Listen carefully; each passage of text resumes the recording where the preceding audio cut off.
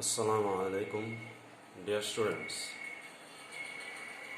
of Kashaganj Degree College, class 11 and the examinee of 2020. How are you? Alhamdulillah, I am fine. I also hope you are all fine. Today, I come to you with a new topic and in a new way. Let's start. At first,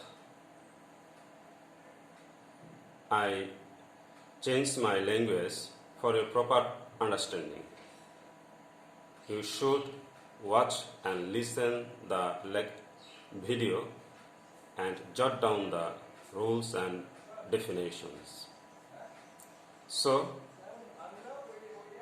let's start. Welcome everybody. I am Muhammad Rajaul Mahfuz, lecturer of English, Kashaganj Degree College, Fulbaria, Mymensingh. Today's topic, আজকের এই topic যেটা শুরু করব তোমাদেরকে এখনো বলা হয় নাই, তোমরা কয়েকটা সেন্টেন্স দেখে নাও। যে সেন্টেন্সগুলো দেওয়া আছে এখানে, এগুলা একটু দেখলেই বুঝতে পারবে আজকে আমি কি বিষয় নিয়ে তোমাদেরকে পড়াইতে চাইতেছি। এখানে দেখো, there are lots of clean parts in China. এটাকে সিম্পল করতে বলা হয়েছে। There are lots of parts in China and they are clean.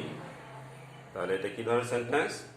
এটা কমপ্লেক্স সেন্টেন্স। আজকে তোমাদেরকে সিম্পল থেকে কম্পাউন্ড, কম্পাউন্ড থেকে সিম্পল এই বিষয় নিয়ে আলোচনা করব। তাহলে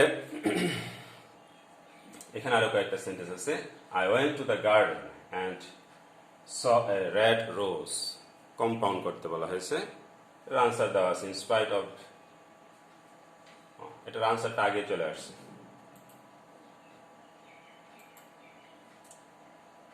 তাহলে সিম্পল থেকে কম্পাউন্ড, কম্পাউন্ড থেকে সিম্পল।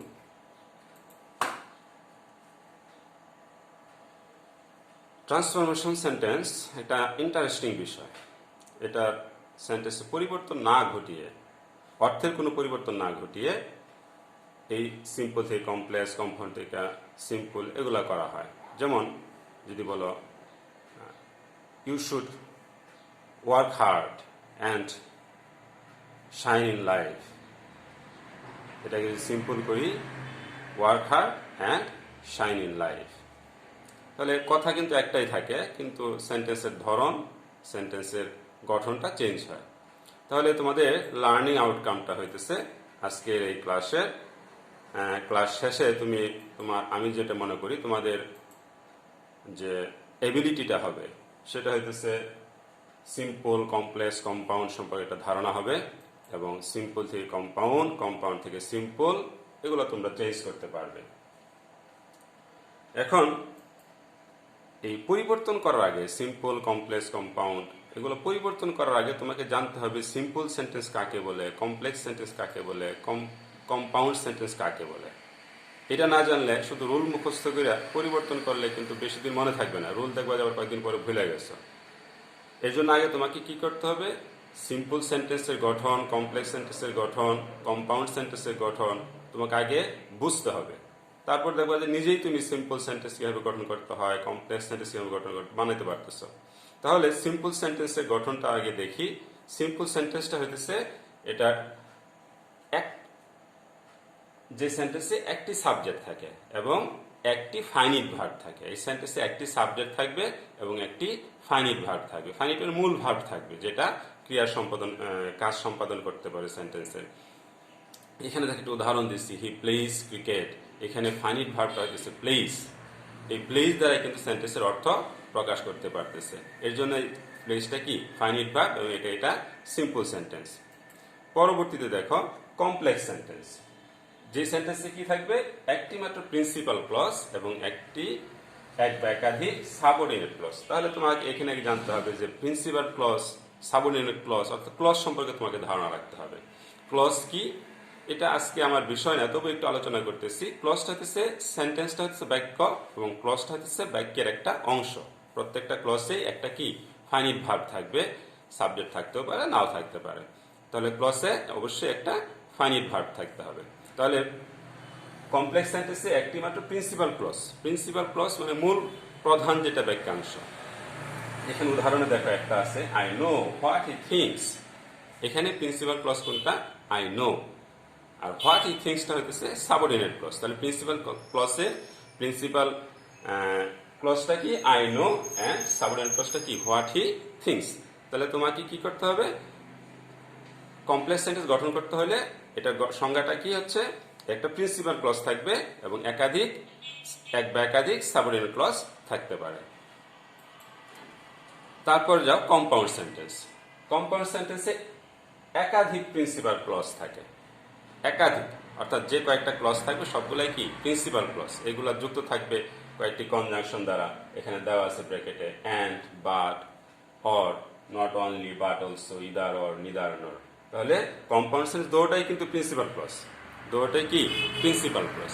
এখানে দেখো প্রিন্সিপাল ক্লজে দেওয়া আছে এখানে subordinate clause, principal clause subordinate conjunction দ্বারা, সাবঅর্ডিনেট কনজাংশন দ্বারা, এগুলোকে সাবঅর্ডিনেট কনজাংশন বলা হয়। সাবঅর্ডিনেট কনজাংশন দ্বারা এগুলা যুক্ত থাকবে। একটা উদাহরণ দেওয়া আছে এখানে, he is poor but he is honest. সে গরিব কিন্তু সৎ। তাহলে এটা কি? এটা একটা কম্পাউন্ড সেন্টেন্স। তাহলে সিম্পল সেন্টেন্সে একটা সাবজেক্ট, একটা ফাইনিট ভার্ব। কমপ্লেক্স সেন্টেন্সে একটা প্রিন্সিপাল ক্লজ, এক বা একাধিক সাবঅর্ডিনেট ক্লজ, ওটাও কনজাংশন দ্বারা যুক্ত থাকে। আর কম্পাউন্ড সেন্টেন্সে একাধিক প্রিন্সিপাল ক্লজ সাবঅর্ডিনেট কনজাংশন দ্বারা কি থাকবে? যুক্ত থাকবে। কনজাংশনগুলো দেওয়া আছে তোমাদের সুবিধার্থে, বোঝার সুবিধার্থে। দেখো আমি কনজাংশনটা তিনটা ভাগে ভাগ করছি, যে কনজাংশনটা কম্পাউন্ড সেন্টেন্সে ব্যবহৃত হয়। আজকে যেহেতু আমার সাবজেক্ট হচ্ছে সিম্পল থেকে কম্পাউন্ড, কম্পাউন্ড থেকে সিম্পল, তাহলে আমি সিম্পল এবং কম্পাউন্ডে এখন আলোচনা করব। দেখো কম্পাউন্ড সেন্টেন্সের ক্লজগুলোকে, কনজাংশনগুলোকে তিনটা ভাগে ভাগ করছি মনে রাখার সুবিধার্থে। এখানে দেখো কিউমুলেটিং কনজাংশন, সমার্থক যে সেন্টেন্স, সমার্থক যদি ক্লজ থাকে তখন and, both, dot dot and, as well as, not only, but also এগুলা ব্যবহার করা হয়। এখন দেখো পরিবর্তনে যাই। দুইটা নিয়ম পড়লে তুমি সিম্পল থেকে কম্পাউন্ড, কম্পাউন্ড থেকে সিম্পল তুমি করতে পারবে।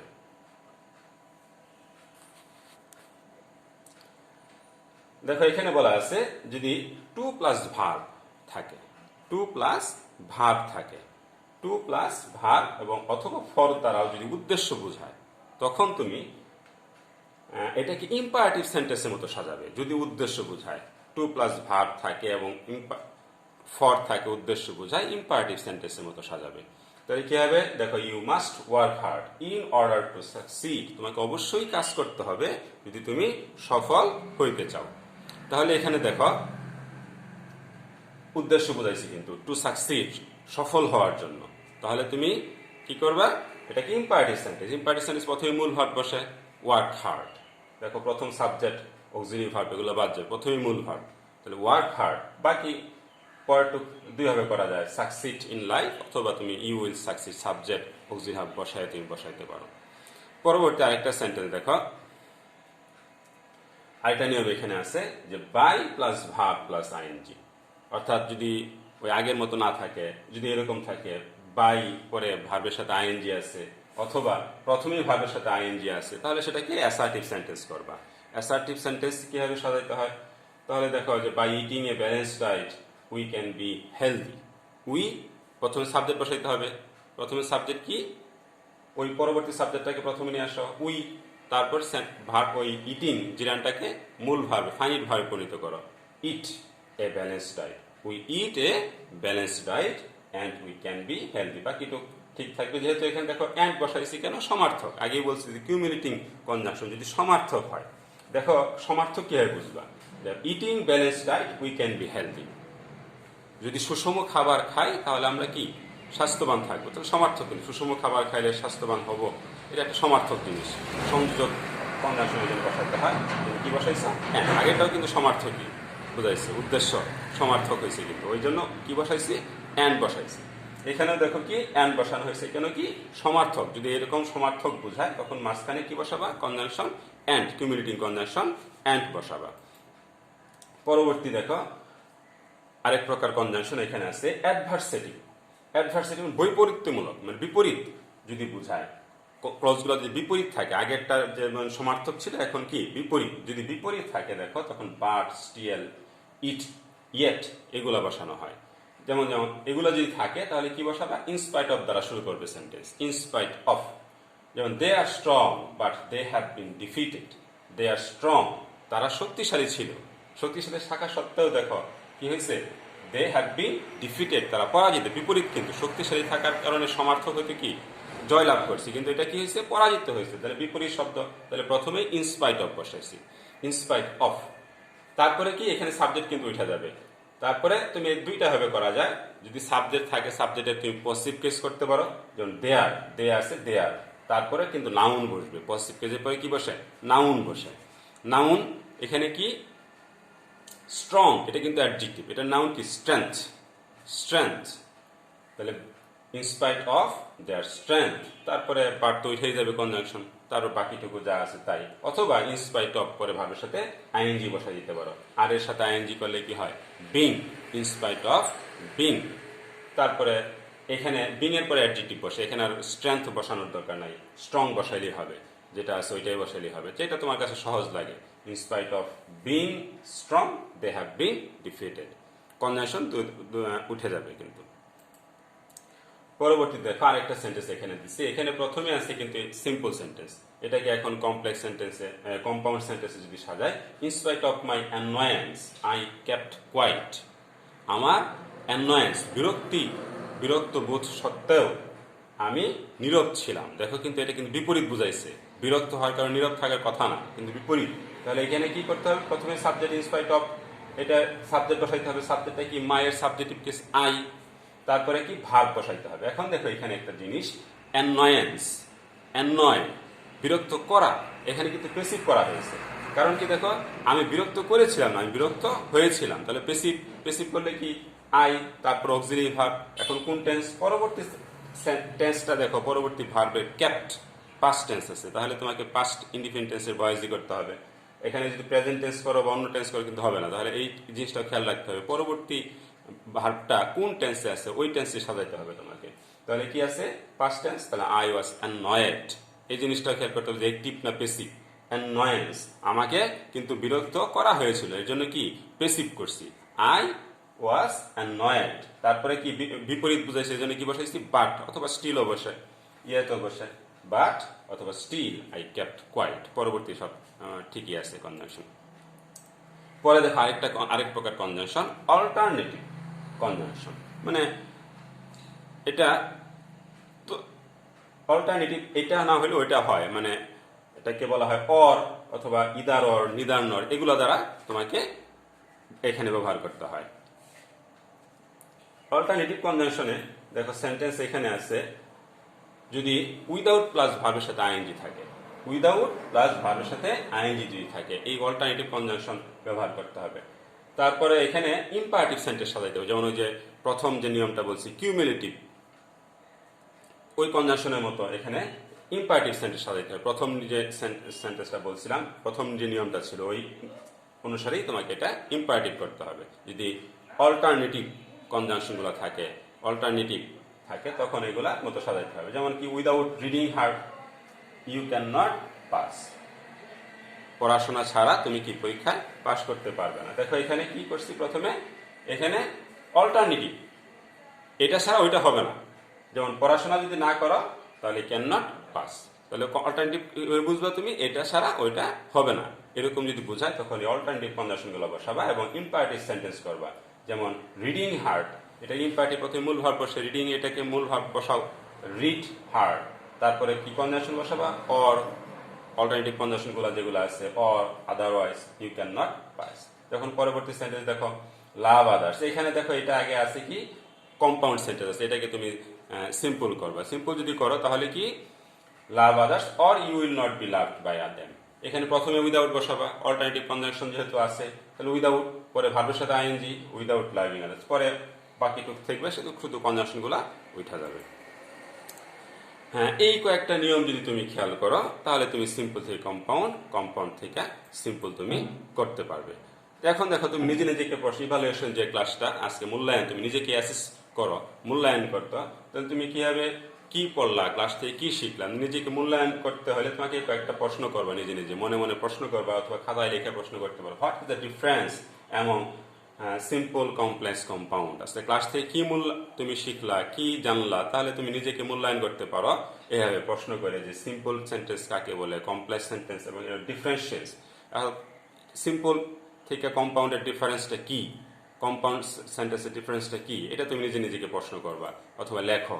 তারপরে what is transformation sentence, transformation সেন্টেন্সটা কি, এটা আমি প্রথমে বলছি যে এটা interesting subject without changing the meaning of sentence. তারপরে how many kinds of sentence, sentence কত প্রকার, স্ট্রাকচারাল দিক থেকে সেন্টেন্স 3 প্রকার, simple, complex, compound. So homework, তোমাদের কয়েকটা হোমওয়ার্ক দিয়ে নিজে বাড়িতে বসে কয়েকটা হোমওয়ার্ক করবা, নিজে নিজে চেষ্টা করবা এই সেন্টেন্সগুলো তুমি করতে পারো কিনা। The dowry seekers are very greedy and demand money from brides father, এটাকে সিম্পল করবা। তারপর wearing a yellow jamdani top and skirt, the robot came on the stage, compound করবা। তারপর many greedy hunters are killing royal Bengal tigers, compound করবা। এই 3টে বাড়ি কাজ থাকলো, বাড়িতে বসে এগুলো একটু চেষ্টা করবা। আরও তো আছেই, তোমাদের বই আছে, বই থেকে ওগুলো প্র্যাকটিস করবা, প্রচুর প্র্যাকটিস করবা। আজকে এই পর্যন্ত ক্লাস আমার এখানে বাকি পরবর্তী ক্লাস যখন আসবো তখন তো ইনফরমেশন পাবেই। আর আমার একটা ইউটিউব চ্যানেল আছে, ইউটিউব চ্যানেলটা আমার নাম খুঁজতে তুমি পারবা এবং নিজে নিজে এগুলো প্র্যাকটিস করো বাড়িতে।